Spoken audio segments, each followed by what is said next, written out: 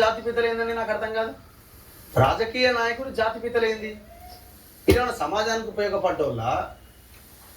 ప్రజల యొక్క ఆస్తులను, ప్రజల యొక్క జాతి యొక్క సంపదను దోపిడీ చేసిన దుర్మార్గులు మీరంతా. జాతిపితలు ఎట్లయితారు?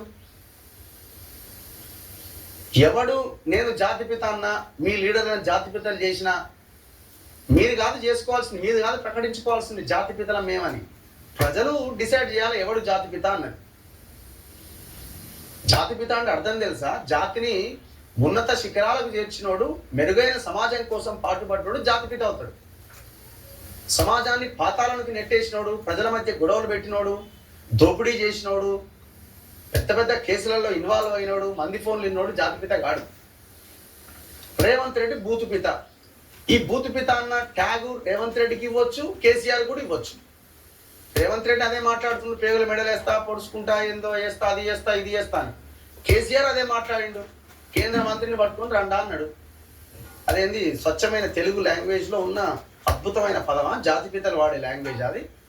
హరీష్ రావు, కేటీఆర్ బూతులను కొట్టండి, లకారం నుంచి దిగలేదు మీరు. మీ వీడియోలు ఉన్నాయి సోషల్ మీడియాలో. మీరంతా బూతుపితలే. రేవంత్ అయినా, హరీష్ అయినా, కేటీఆర్ అయినా, కేసీఆర్ అయినా మీరంతా బూతుపితలే. మీరెవ్వడు జాతిపిత కాదు. ఇలా నా కాంగ్రెస్ ఎవడు కాదు, నా టీఆర్ఎస్ ఎవడు కాదు.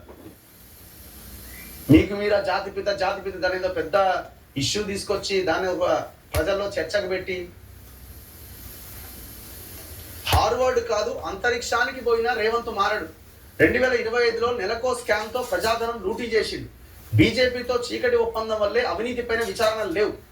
ఇప్పుడు ఆయన రేవంత్ రెడ్డి ఏమంటుండు? మీరు బీజేపీతో కుమ్మక్కడం వల్ల మీ మీద కేసులు లేవంటారు. మేమేమంటున్నాం? బీఆర్ఎస్ లేదు, బీజేపీ లేదు, కాంగ్రెస్ లేదు, మీరంతా దొంగలు, మీరంతా కలిసే ఉన్నారు. ఒకే టెంట్ కింద, ఒకే గొడుగు కింద, ఒకే ఫామ్ హౌస్ లో ఉండి మాట్లాడుకొని ఎవరి మీద ఎవరు కేసులు పెట్టుకోకుండా, ఎవరిని అరెస్ట్ చేయకుండా మీరు ప్రజాధనాన్ని లూటీ చేస్తున్నారని మేము అంటున్నాం. ఇది వాస్తవం కదా. ఆయన దిచ్చుడు, ఈయన దిచ్చుడు.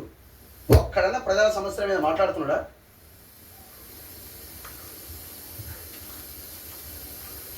చలో నెక్స్ట్ మిగతా వార్తల్లో